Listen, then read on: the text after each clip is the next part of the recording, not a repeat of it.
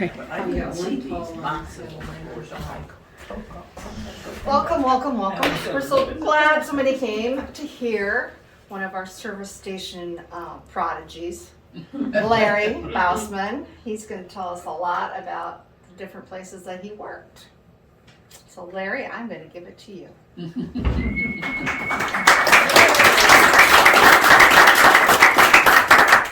Thank you, Marcia, but most people say I never work, so. I'm not going there. Anyway, it's nice to be here with you all today. I hope I can share some good information with you. I'm a lifelong resident of Wellsburg, about 70 years now. Nobody ever told me I could leave. How many was that? But I have a lot of good memories, and this community has really treated us well. We raised 2 kids here. My dad and Clarence Heinrichs formed a partnership. They were both 23 years old, and it was in the Wessel Hawks building, which is under Henry Hippen's building. But that Wessel Hawks building was built in 1937. And it was the premier station in Iowa. My dad and Carlo were working for the Wellsburg Motors in Wellsburg. That was a Kaiser Fraser dealership. They had a showroom. They sold Kaiser Frasers, but they thought they wanted to go out on their own, and this station was available. It was run by owned by Harm Ferricks and Henry Cruz. They were the marathon distributors for like 7 communities in Grundy and Hardin County. They were in Goob's building, if you know where that is. Or the old Stahl building. Bernard Stahl took it over later on. But this station had a hoist in it. It was probably the first true gas station built in Wellsburg, or service station I should call it. Gas station's Casey's. But anyway,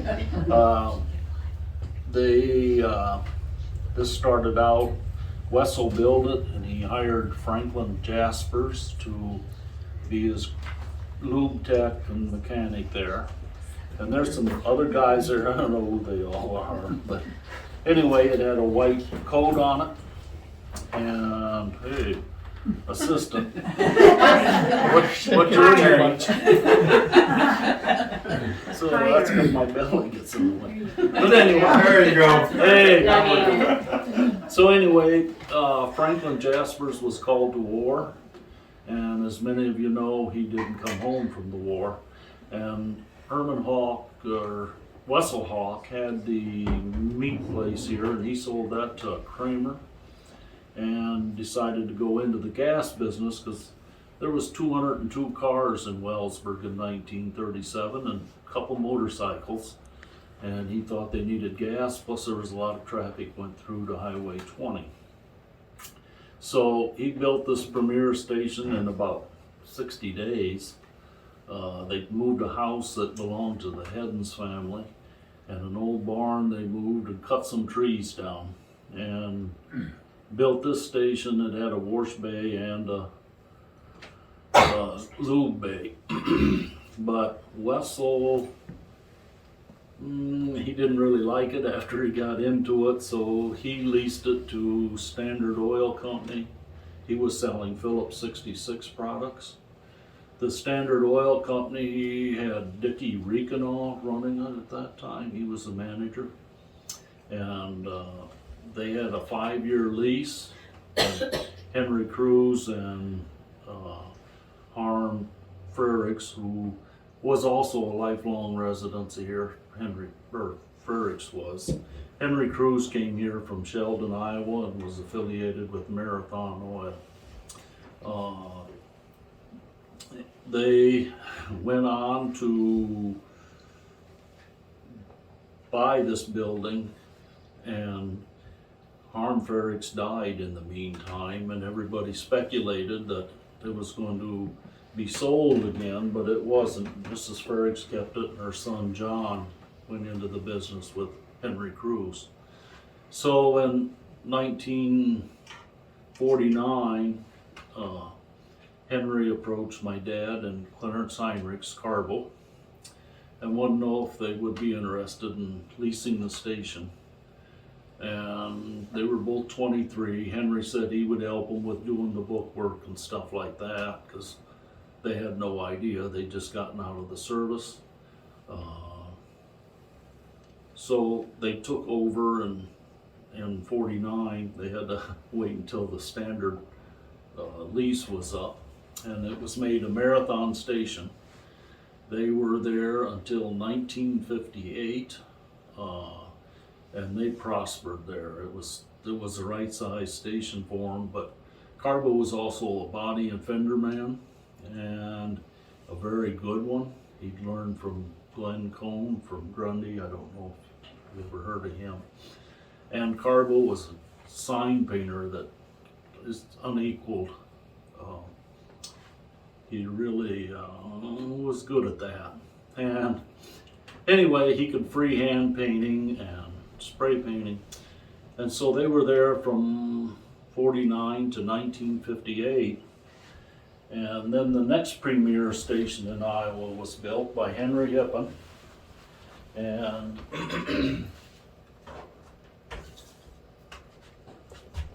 there's the picture of it right there. Henry built it in 57, and he was there for approximately a year. He had an open house there, grand opening, and he came over and asked my dad and Carbo if they'd be interested in leasing the station from him. There was a cafe there, served breakfast, lunch, and supper, or hamburgers at night, I guess you'd call that supper. But anyway, they decided to do it and go big time. They went over there and they got into the wrecker business, and some of Carbo's humor is 30-hour towing service, 24, and they had a grand opening with the free gifts. I was probably 7 or 8 years old then, but they had some Mattel Fanner 50 toy guns. I really wanted them. Luckily, this open house was in October, because for Christmas I happened to have a pair under the tree. I still got them at home. I take them to bed with me. Here's another one of Carbo's humors. Free to all farmers, a ballpoint pencil guaranteed to write 10,000 words to each and every farmer who stops at B&H Skelly. And that was coal rendering service. They took calls for dead animals, and they did the artificial breeders. Al Meester, they'd call and he'd take the artificial breeding calls, and they'd check in every day and they'd give them their calls. The one thing I didn't show was over here. While they were still in the old station, Wellsburg Days was a pretty big deal. And it still is. But some of the floats they made, and I think Carbo probably engineered them. He was always thinking on stuff like that. But we all got to stuff the napkins in them. There was like chicken wire. And this city service sign on here, after the marathon went out in 1953, they went to city service. So oil companies, they just kept hopping around, kind of like crazy. This was a boat he made. He had a convertible, He had that under there. And this one here, this sign was an actual city service sign. And a few years ago, I was looking on the internet. I got interested in this old stuff because I was getting older and hadn't paid much attention before. But Cargill come over one day and gave me that city service gas truck. I think we did some bartering on that. But I had one when I was a kid, but it got broken somehow. And then the city service wrecker, that came from Cargill's. After Henry Cruz left the business, the Farage family owned it, and exclusively, I think they had more money in it than Henry did. He bought a motel in Rogers, Arkansas, and moved down there in 1953.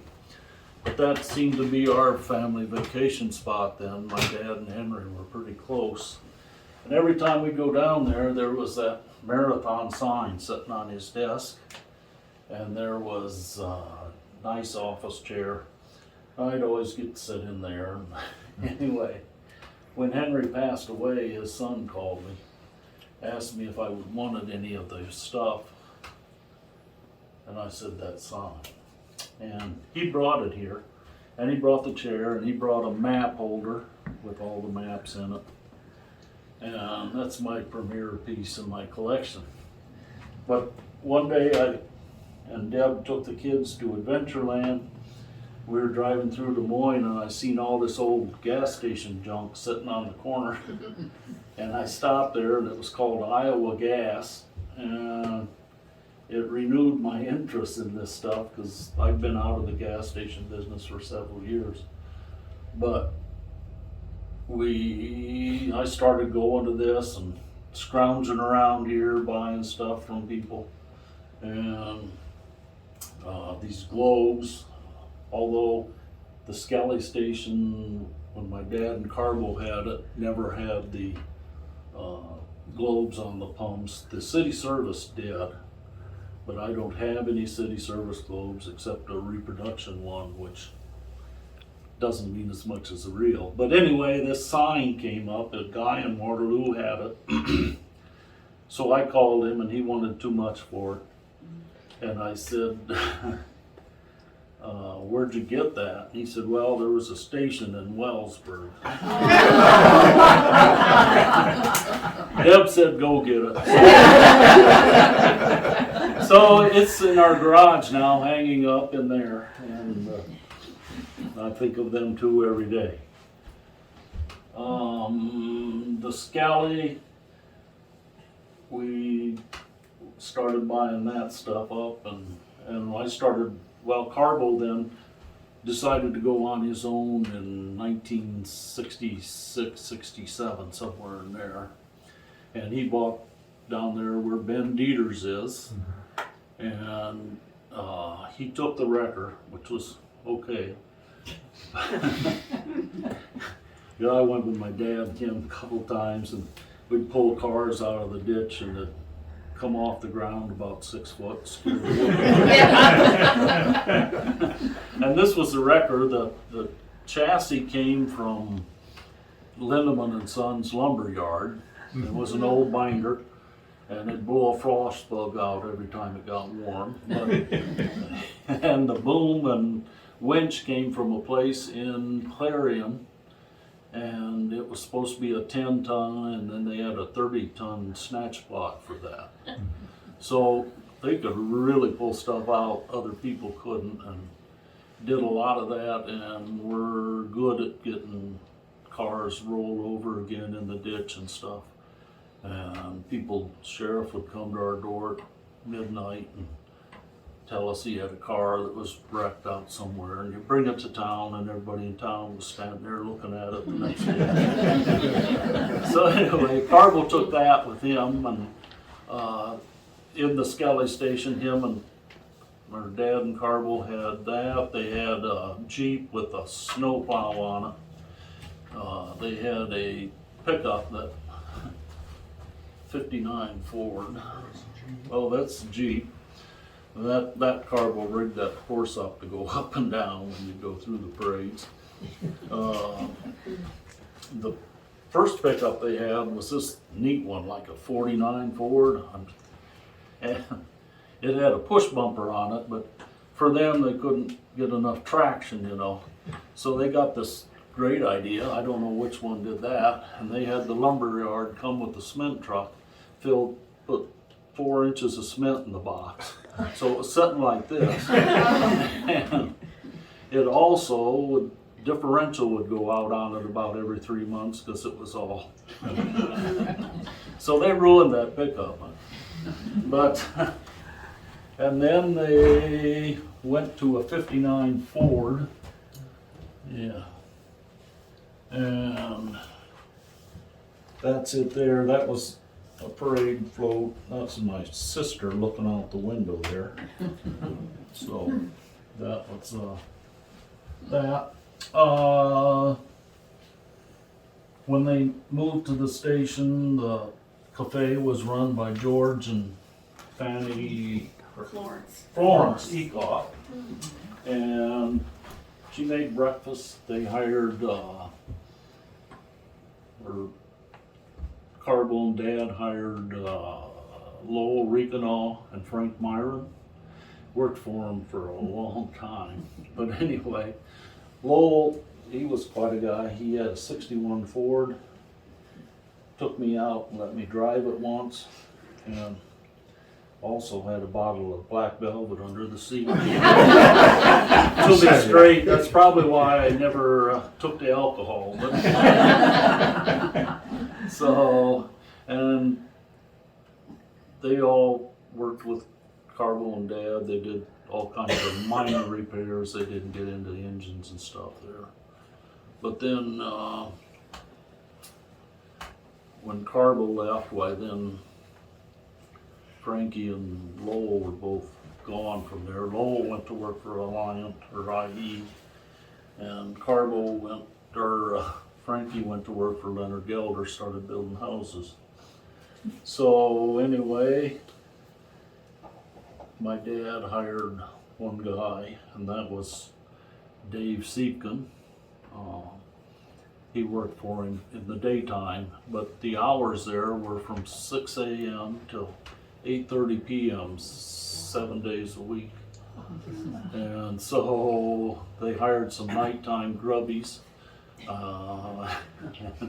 And I was like in 8th grade, so I started doing the nighttime stuff. And our duties included sweeping the floors, cleaning the restrooms, filling the pop machine, filling the cigarette machine or case, and candy machine, and read the pumps, count the money. We learned how to make change in a hurry there.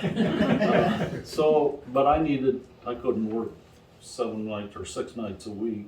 So my dad said, "Do you know anybody good that would work?" You know, I said, "Well, how about that Lindemann kid that you're always mad when he goes over to the Everline sisters and revs the car up? Makes his TV go whirr." So he said, "Well, yeah, I suppose he'd be good." And so called Merrill Lindemann, and that was the best thing that ever happened for me, because we'd have open Merrill started working full time when Dave left, and so 2 of us would open in the mornings, and I'd get stuck with Merrill, but gas up the creamery trucks, which was the reason we had to open at 6, and then they'd have a flat tire every once in a while, and we'd grumble a little bit fixing them. And the mailman, Lee Baker, he'd always have to come and get gas, and he'd have a flat tire once in a while. That was easy. But then from about 6:20, 6:30 till 7:30, there wasn't much going on. So I brought a blanket up and had it behind the counter and took a little nap there, and Merrill sat out and took care of it. He never told my dad. Then we became lifelong friends, and Merrill, he's kind of been around ever since, helping me out. when I was sick in 2012, he took over my business for me, and that really helped out. But anyways, so, we had to clean the floors at night there too in the back room. Merrill would always use a car washer, and then he thought it was funny to spray me. So one night I shut it off and threw a bucket of water on him, and he got to the end of the drive cussing me and said he was going home, but then he turned around, I better help you close up. And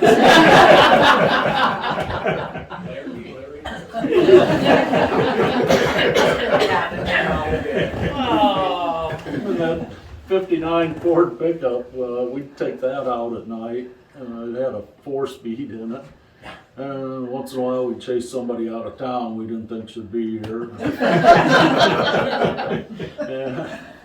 And Merrill, he could really rev that up. It would have made Dad's TV really Even jump. better than the girls with.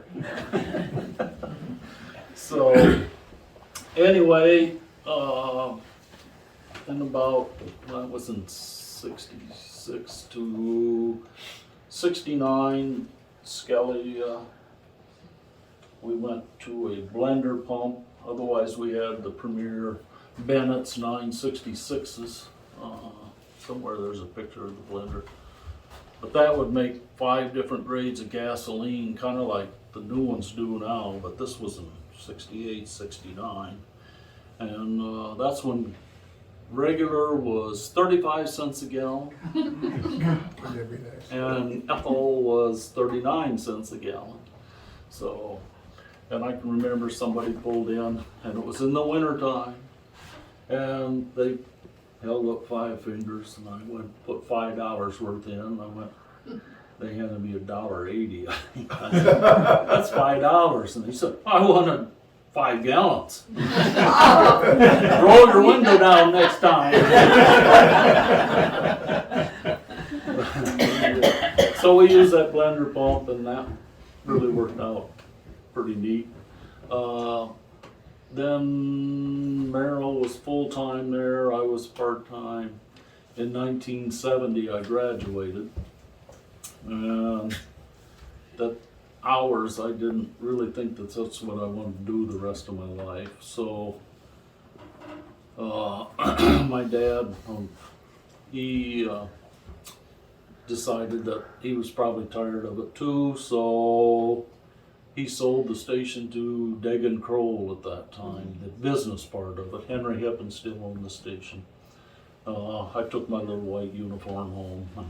We were wearing blue by then. But anyway, that day when we left there, I can still remember him going through all his accounts and tears running down his cheek. And I think he thought I made a mistake. So he worked for the school for 6 months, and he said, I don't like this, I want to be around people. So him and I went into partnership, and we went back to the old place where he first started, which had changed a little since then. It'd been Mid Equipment, Klaus Ross, Denny Huseman had a welding shop there. And that door there was no longer there because they had a showroom in there. They could drive the new Kaisers in there. So we went into the mechanical end again, and my dad was happy, and I was not so much because I wasn't that good a mechanic. But anyway, I liked the parts end of it, so we went ahead and tried to get a parts deal in Wellsburg. They said it's too small a market, he won't make it. Of course, then I wanted to prove everybody wrong. So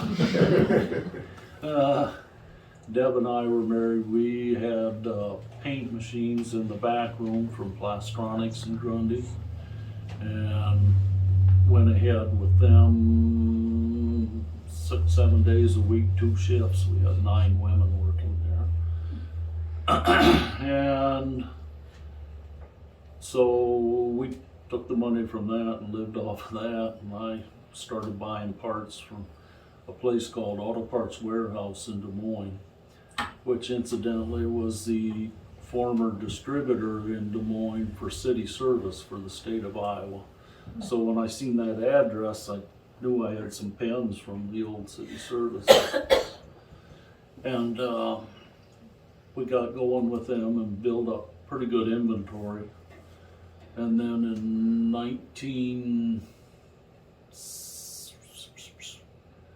77, we had our daughter, and I'd go to Des Moines once a week to pick up the parts because they didn't have a delivery service. And we went on from there. In 79, my son was born. So you can date him now. Anyway, we started the parts business here, and it really started picking up pretty good. But by 1988, my dad was ready to retire, so I bought him out and kept on going with the parts business till 1997. And CarQuest bought out Auto Parts Warehouse, and they came the first day and gave me a cease and desist order, and they no longer would sell to us. So I thought, well, what are we going to do now? But within 2 weeks, my dad called. He was still helping me. Said there was 2 guys with suits on here. They want to talk to you. And I went up, and it was 2 guys from Napa, the head honchos in Des Moines. And we went ahead and signed on with them. They'd heard about us, they said. H&H was no longer in business, so we were making lots of hydraulic hoses and roller chain and farm bearings, and I really enjoyed that. Went ahead and signed on with Napa, and they had a delivery truck every night, and we, within 3 months, bought the Napa store in Ackley, and I thought maybe Doug would like that. It wasn't exciting enough. He liked riding in the ambulance. So we went ahead and painted the building blue. Deb and I did that in one day, and she's pretty good. She'd get up on the ladder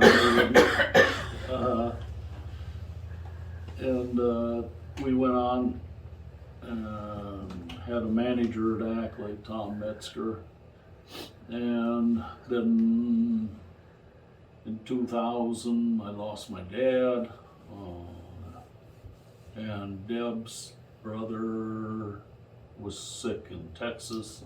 She went down there, and we got behind on the bookwork, and we decided it was just too much running back and forth. And so we sold the Ackley store, which had buyers that wanted it then.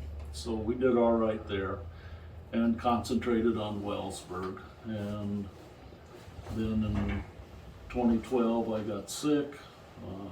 Same thing my dad died of, and his dad died of. And I went to Iowa City, whereas they didn't. Through God's grace, I came back healthy. 3 surgeries in 6 months. I did pass that on to Doug, and he had surgery 3 years ago in Iowa City, same surgeon.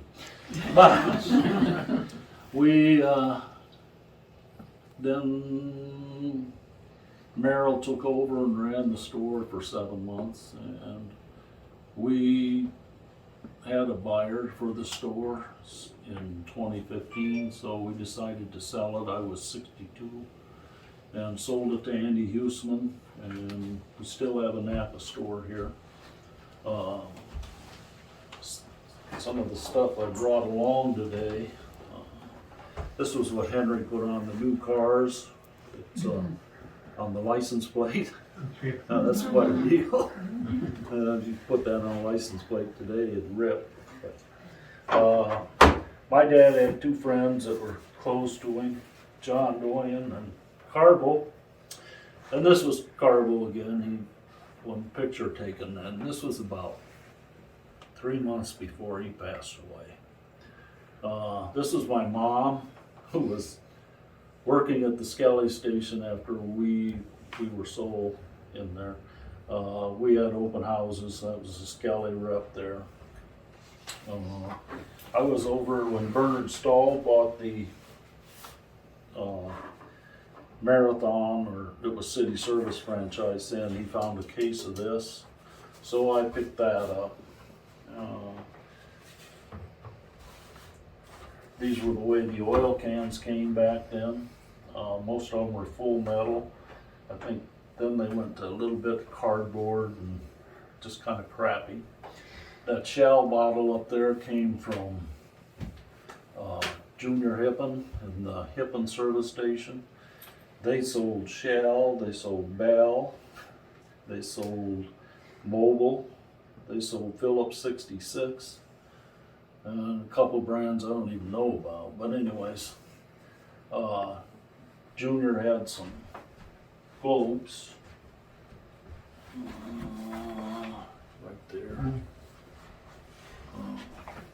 That's the Bell globe, and that's one of the Phillips 66 globes. That's what they had on their pumps when they were selling them. One of the years I was working, when I got into this gas station stuff, there was an old visible pump.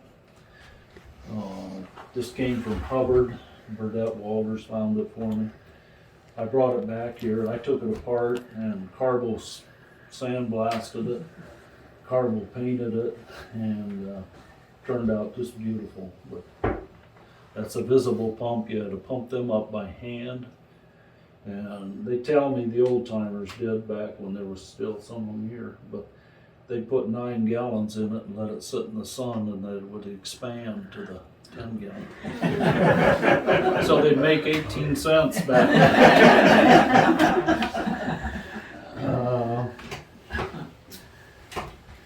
You still have that pump there? No. Oh.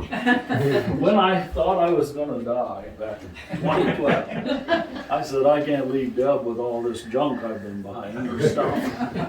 So I sold it all to an antique buyer in Des Moines. Probably lost my tail on it. And now I'm buying it back. I'm going just with globes, and since the COVID deal, everything's gone up in price, so that you can't afford. But I bought these at the Iowa Gas Show, and I bought that from that old guy in Waterloo that had my city service sign. Let's see. Here's another picture of Carlo. This is his idea. First of all, this is Henry and Ann Cruz. Henry and Ann. That's when they lived in Arkansas. They were kind of like a grandma and grandpa to me. But Carbo, he had, let's do this. Hear no evil, speak no evil, see no evil.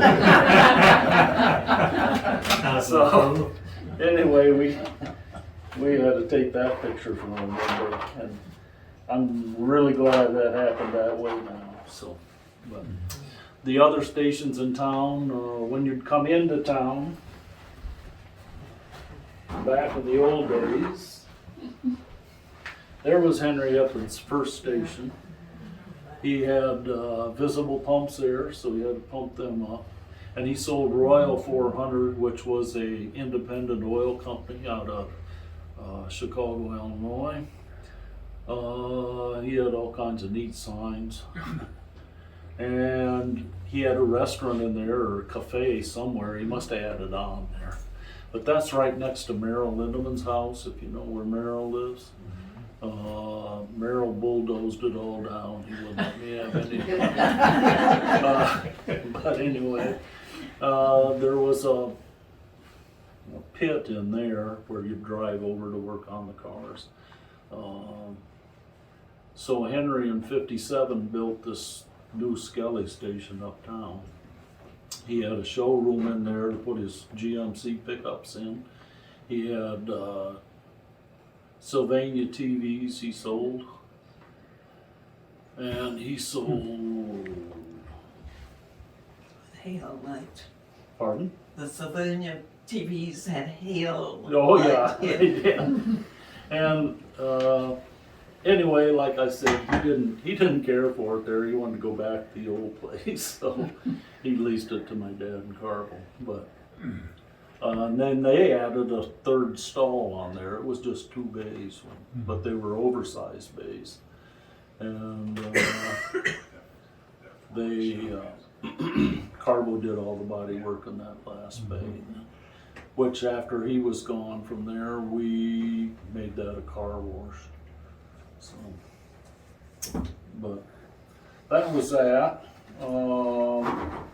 Across the street, I told you, was Herman's, and then where H&H is, there was a Walden. And he had a cooperative oil station there, 2 bay, but I don't think there was a hoist in there. It was just kind of and up the street on the Neeson corner where Henry built his new station, there was a little station there. That was Marathon, and then it went to Standard. Dickie Reekanaw and Ed Harms, I think, kind of managed them. But then Henry tore them all down, and he took the big house and moved it out to where Wally Dieters lived there last. Harold Wipers sold and moved it. So, but anyway, from there I don't know. There was a station up on where the post office sits. That's before my time. That's not before my time. I remember.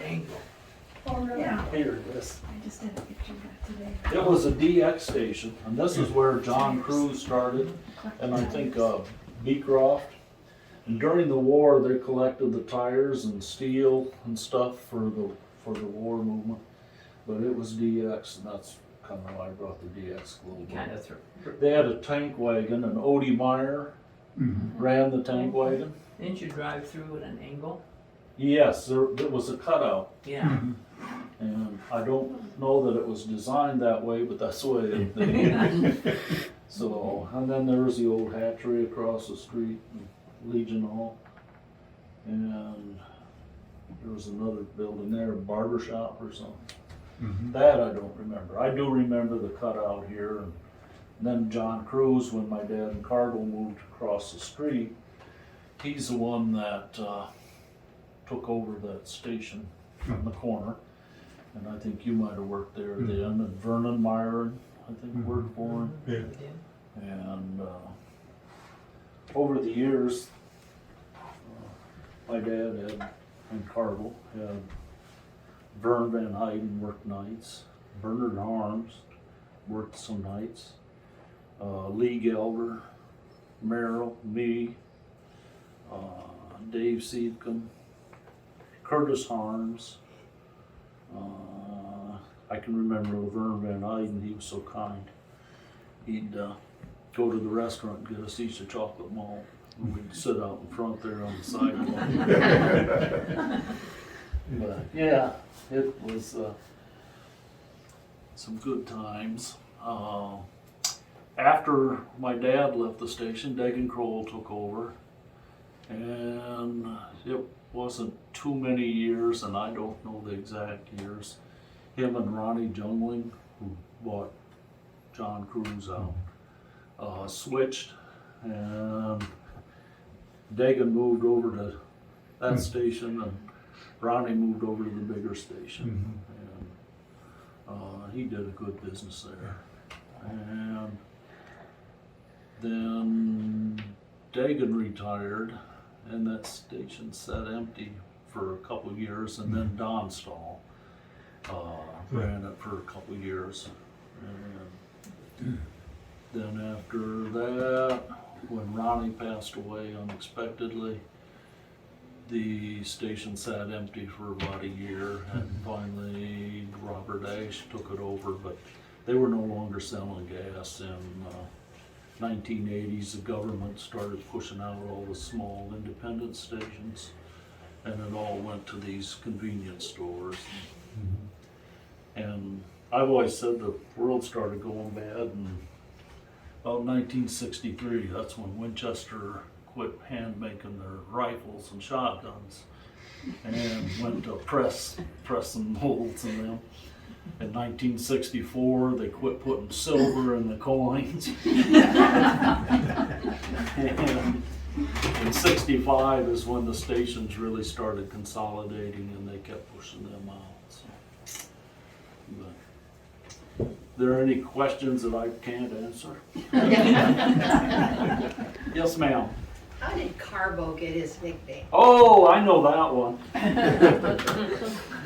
They were in school here, and the chemistry or science teacher, probably science, the guys probably didn't take chemistry, but they were trying to teach them carbohydrates, and he looked at carbo, which is Clarence. Just remember, carbohydrates, it's Clarence Heinrichs. That's how you got the name, huh? Yeah, and that's where that started. And then Carbo, he got kicked out of school one day. He went and drew a whiskey bottle on the blackboard, put the 3 X's on there. They kicked him out, and he got mad and didn't go back. He went to the Navy. And my dad was 18, and he was a senior in World War II, and he got drafted out of school. So he never got his diploma either. So he was with Arnie Bokoff's brother Lawrence, and they were going to cross the English Channel on December 24th, and Lawrence's ship got torpedoed. My dad's ship turned around and went back. So. But, yeah.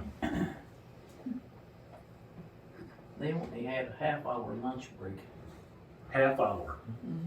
Well, Merrill and I took an hour.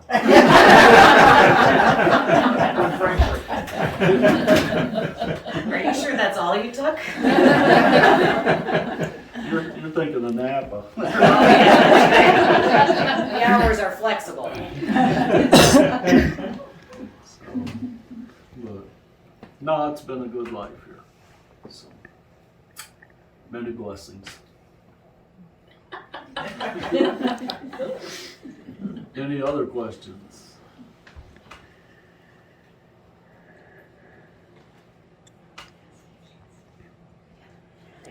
Thank you Very interesting. for all this. Yeah. Thank you so much.